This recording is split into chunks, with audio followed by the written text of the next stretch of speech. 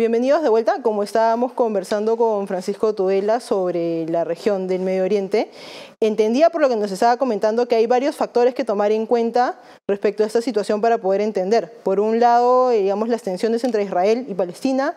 Por otro lado, las tensiones entre Irán, Arabia Saudita, y también podríamos hablar de la influencia de Estados Unidos y Rusia en la región. ¿Cuál cree usted que son los grandes conflictos de la región que merece la pena seguir? Bueno, son dos, fundamentalmente. El primero ha sido la guerra civil siria y la expansión de ISIS hacia el norte de Irak, que ha sido neutralizada. La guerra civil siria ha terminado con el aplastamiento de ISIS, pero también de los rebeldes financiados por los Estados Unidos, por la Fuerza Aérea y las Fuerzas Especiales rusas. Esto es Rusia, que tenía una alianza tradicional con Siria, defendió a su aliado a capa y espada porque Siria es tremendamente importante geopolíticamente para Rusia. Está dentro del cercano oriente, o sea, Siria no está lejos de las fronteras de Rusia. La flota del Mar Negro, que es la flota más importante de la Marina rusa, está anclada en Sebastopol, y cuando sale de Sebastopol, cruza el Mar Negro, cruza el estrecho de los Dardanelos entre Europa y Asia, sale al Mediterráneo y reposta inmediatamente en la gran base naval de Tartus, que los rusos construyeron en Siria en 1970, y en el aeropuerto cercano a esa base también construido para la Fuerza Aérea Rusa. Entonces, Siria es un punto clave a partir de la cual la flota rusa se proyecta, sea a través del canal de Suez al Mar Rojo y al Océano Índico y el Golfo Pérsico, o sea al Mediterráneo Occidental y al Atlántico, a través de mares calientes que no se congelan, porque las bases navales rusas que están en el norte de Rusia, como Kronstadt o Arcángel o Kaliningrado, o en el oriente como Vladivostok, se congelan en invierno. Y entonces Catalina la Grande conquistó Crimea justamente para tener una base que no se congelara en invierno para la Marina rusa que se estaba construyendo, ¿no?, en esa época, y que ha seguido creciendo, que hoy es una marina, digamos, sofisticada. Y entonces la presencia rusa y la confiabilidad de Rusia creó una buena relación entre Rusia y los países árabes que ya no existía desde que la Unión Soviética se disolvió. O sea que Putin ha tenido el acierto de resucitar la relación entre el mundo árabe y Rusia, pero en otros términos, en términos comerciales y militares y no ideológicos.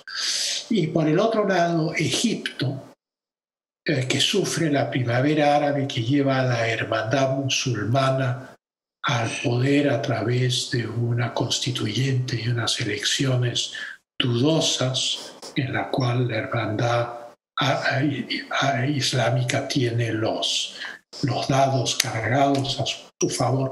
Sin embargo, el proceso de rebelión contra Mubarak y el ejército, de asamblea constituyente, de elecciones que llevan a la hermandad musulmana al poder, es estimulado por los Estados Unidos, y eso termina en un golpe de Estado, porque evidentemente lo primero que hace la hermandad musulmana es abrir el canal de Suez a la marina iraní y a establecer una relación con Irán y a alterar los grandes equilibrios geopolíticos del Medio Oriente.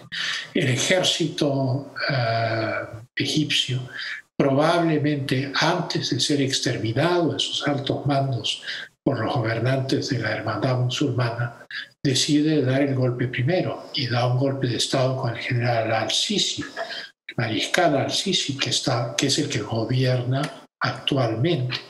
Cuando se produce el primer aniversario de la anexión de Crimea a Rusia, ¿quién está sentado en las celebraciones al lado de Vladimir Putin en Crimea el mariscal al-Sisi, el presidente de Egipto, lo que muestra que Rusia ha recuperado influencia. Si bien los egipcios no se han peleado con los Estados Unidos, el abastecedor militar de Egipto sigue siendo los Estados Unidos, pero sin embargo hay un fuerte acercamiento como aliado político de Egipto hacia Rusia. Y entonces el tema de las alianzas confiables y desideologizadas cobra importancia en el Medio Oriente.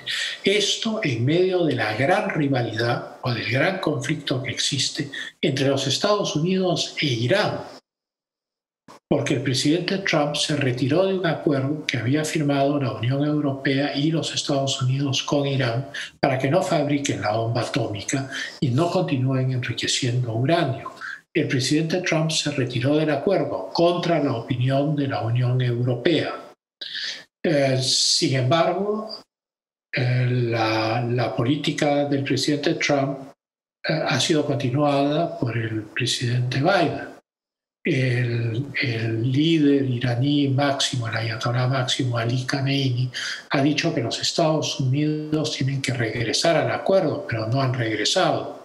Y entonces Irán ha procedido nuevamente a enriquecer el uranio en sus plantas para alcanzar el grado atómico, o sea, el grado para fabricar una bomba atómica. Entonces, esto plantea un problema muy serio en el Medio Oriente. Tenemos, por un lado, una Turquía con aspiraciones hegemónicas sobre el mundo árabe.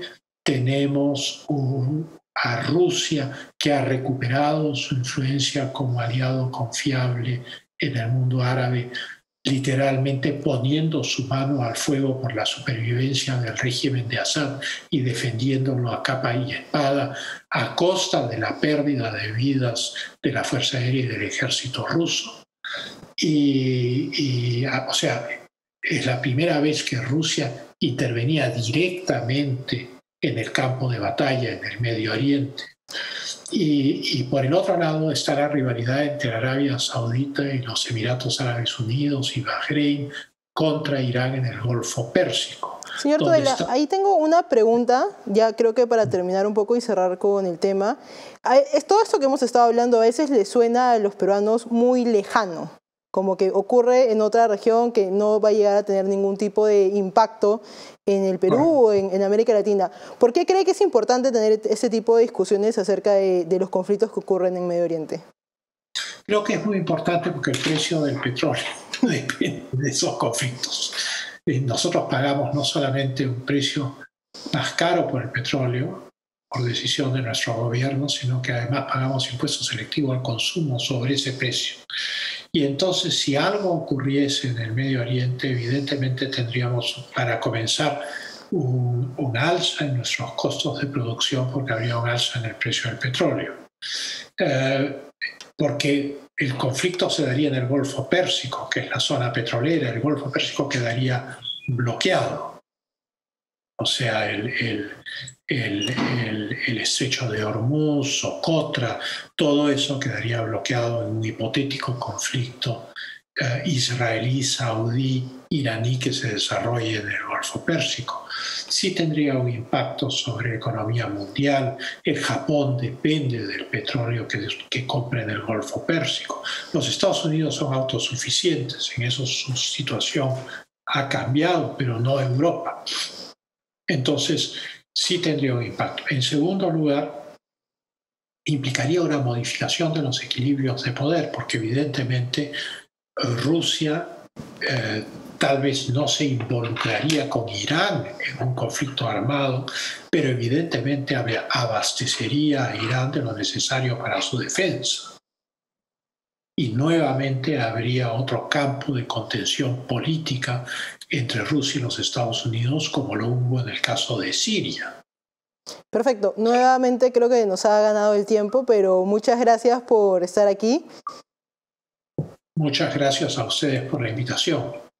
Bueno, regresamos luego de una pausa.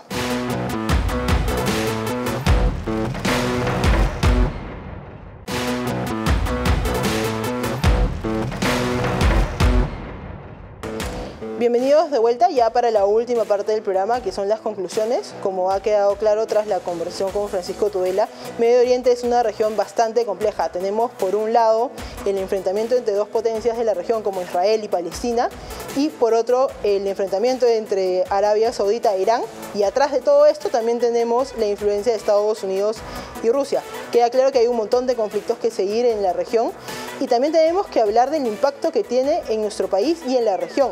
Un posible conflicto en Medio Oriente puede acabar con precios mucho más altos del petróleo y puede generar un profundo problema económico, no solo en el Perú, sino en el mundo. Esto fue todo por hoy. Muchas gracias por acompañarnos.